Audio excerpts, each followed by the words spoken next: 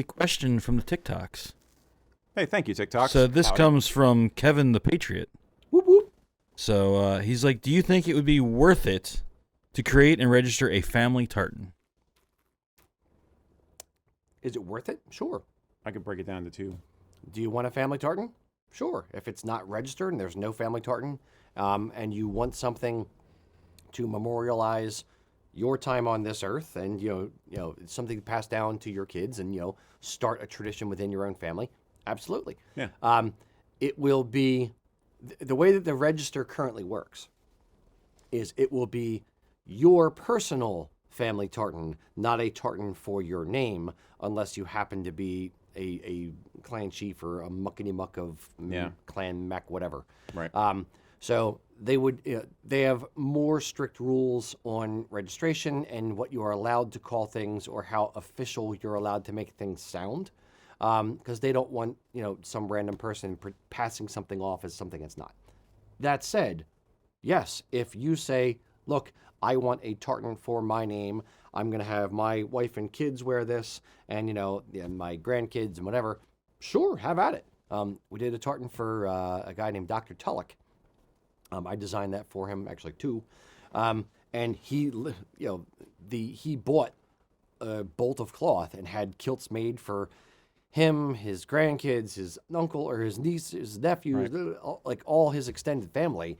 He bankrolled a whole bolt of cloth and gave a bunch of people a bunch of kilts just to make it exist, because it's something he wanted to put out there and go forward with. So absolutely, if you want to do it, do it. Yeah.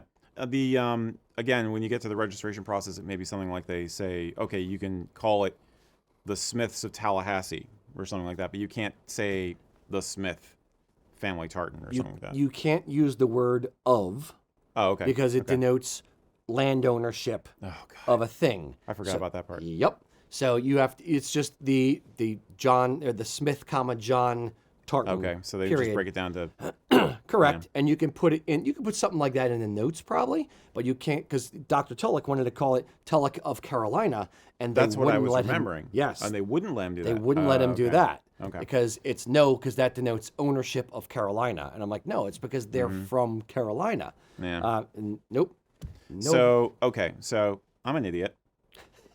But, no, so you may have to get cagey with how you name the tartan. Registering at what costs what now? $150-ish. Yeah, a little so less. if it's worth that to you, then fine. Okay. That's not the costly part. It's getting it woven. So if you want to have something you can wear or share with a group of people, that's a whole nother project. But creating a tartan, we know a lot of people who do it for any number of reasons. I mean, family or a group affiliation being at the top of the list.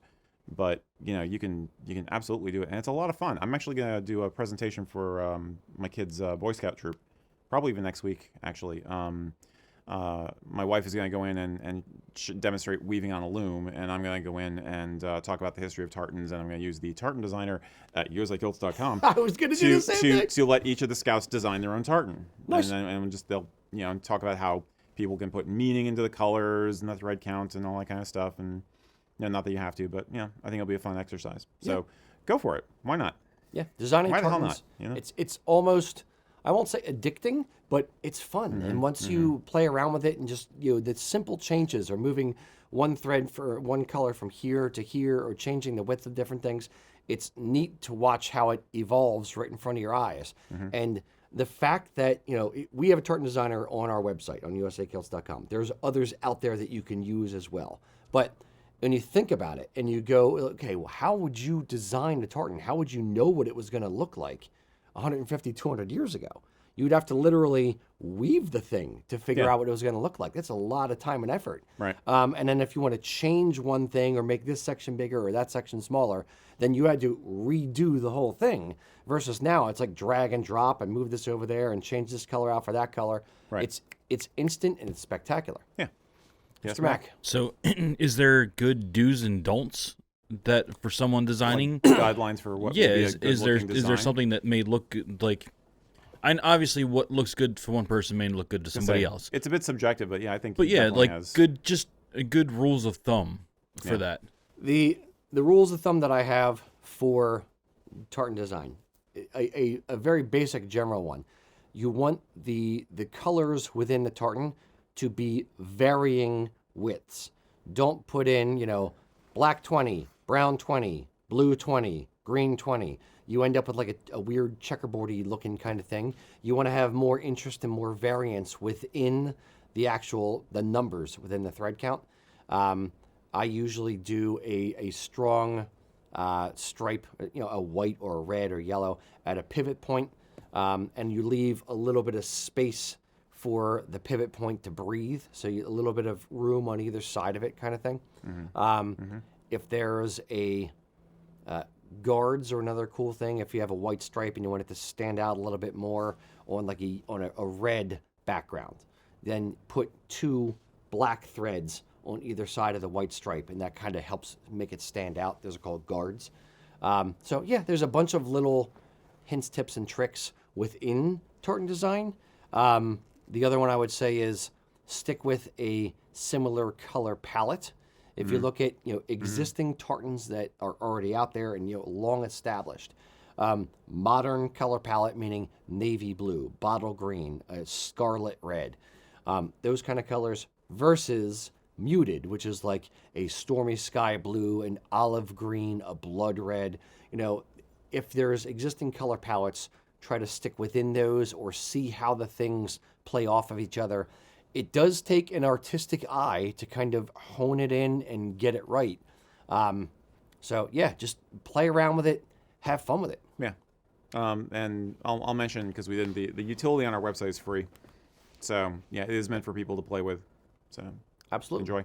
Yeah. And I will also say, don't settle on your first one. Don't rush to register something. Design, you have time. The tartan has not existed before you played with it. It won't exist just relax. You get excited about things. I do as well. You don't need to design it and then think like, yep, that's it. Good, let's go. Boom, and register it, because then like a month later, you're going to go back and play with it and be like, oh, I wish I would have done this color as that, or that blue should have been a little bit darker, or whatever. Play with it, come up with a design, and then wait a week and come back to it. And see if you still feel as strongly about it a week later after you've had some time and some distance to sort of process it. And then if you do feel as strongly, great, register it. If you want, start playing with it a little bit more. And if you come up with a better design, great. Then you don't have to worry about, amending the register. Yeah. Yep. That's all I have to say about that. Cool. So have you ever been inspired or moved to try to design your own tartan? If you have, go over to usakilts.com and check out our tartan designer. It's free, anybody can use it, and who knows, you may create your next family tartan.